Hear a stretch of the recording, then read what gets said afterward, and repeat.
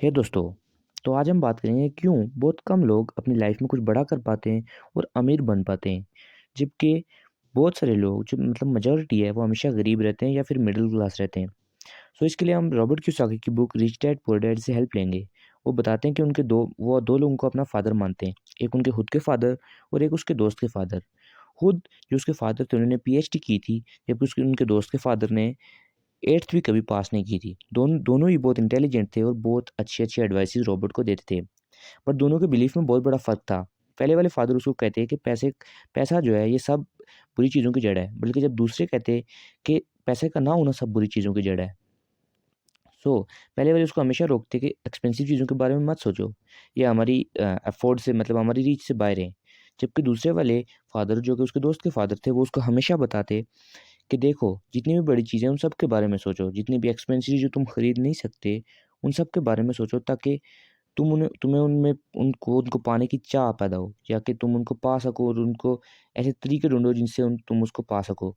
तो पहले वाले फादर उसको बोलते कि तुम अच्छे से पढ़ाई करो, अच्छे रैंक्स लाओ और उसके बाद कोई अच्छी-सी कंपनी में जॉब करो और अपनी लाइफ़ को इस तरह गुज़ारो। तो सेकंड वाले थे वो उसको बोलते कि तुम अच्छे से पढ़ो और उसके बाद खुद की कंपनी सेट करो ताकि तुम लोगों को जॉब दे सको। बट रॉबर्ट के पास एक एडवांटेज था। उसने अपने दोनों बापों को अपने सामने सक्सेसफुल और अनसक्सेसफुल होते हुए देखा था। तो अपने दूसरा बाप जो कि 8th भी पास नहीं कर सका था, तो उसने उसने फाइनेंशियल लिटरेसी के बारे में बहुत कुछ सीखा, जिसने उसको बाद में मिलियनेयर भी बनाया। तो उसने एसेट्स और लायबिलिटीज़ के बारे में भी बहुत कुछ सीखा। सो एसेट्स के बारे में ये है कि एसेट्स वो चीज़ें हैं जो कुछ-कुछ देर बाद आपके जेब में पैसा डालें या कि आपको पैसा कमा कर दें। जबकि लायबिलिटीज़ ये वो चीज़ें होती हैं जो कि थोड़ी-थोड़ी देर के बाद आपकी जेब में से पैसा निकाल दें। जैसे कि कोई ईएमआई पे लिए हुई कार, कोई ईएमआई पे लिया हुआ घर, वो थोड़ी-थोड़ी देर बाद आपकी जेब में से पैसे निकालते हैं, वो सब ल लायबिलिटीज़ हैं। सो देखो, जो गरीब लोग होते हैं, उनकी जो कैश फ्लो है, वो ऐसे होती है। उनको जो इनकम मिलती है, वो अपनी इनकम को अपने एक्सपेंडिचर्स पर खर्च कर देते हैं। मतलब नो सेविंग्स, नो इन्वेस्टिंग।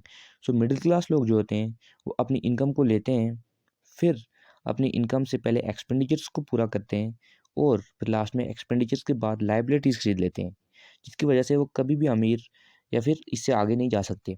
तो रिच लोगों का कैश फ्लो ऐसे होता है कि उनको जब भी इनकम मिलती है, तो वो उससे पहले सबसे पहले एसेट्स बिल्ड करते हैं।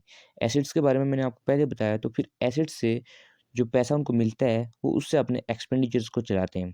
सो देखो, अगर आपको भी अमीर बनना है, तो ये मैटर नहीं करता कि आप आज क्या कमा रहे हो और कहाँ से कमा रहे हो। बट सिर्फ़ ये बात मैटर करती है कि आप अपने कमाए हुए पैसे को कहाँ इन्वेस्ट कर रहे हो या फिर कहाँ पर स्पेंड कर रहे हो। सो अगर आपने भी कुछ बड़ा करना है, तो अपने आप को कंज़्यूमरिज़्म की मेंटालिटी से उठाकर इन्वेस्टिंग की मेंटालिटी पर लेके आ जाओ। ये आपको लाइफ़ में बहुत आगे ले जाएगा। बहुत सारे लोग कंप्लेन करते हैं कि उनकी जो सैलरी है वो बहुत कम है, इस वजह से उनकी लाइफ सही नहीं चल रही, मतलब कि वो लाइफ में कुछ कर नहीं पा रहे क्योंकि सैलरी बहुत कम है। बट ऐसा नहीं होता। देखो, अगर इनकम बढ़ेगी तो उनके एक्सपेंडिचर्स उससे भी ज़्यादा डबल हो जाएंगे। मतलब कि उन्होंने जब तक मेंटेलिटी को चेंज नहीं किया, वो इसी तरह ब्रोक ही रहेंगे। ये सारी बातें मैंने आपको रॉबर्ट कियोसाकी की book rich dad poor dad से बताई हैं।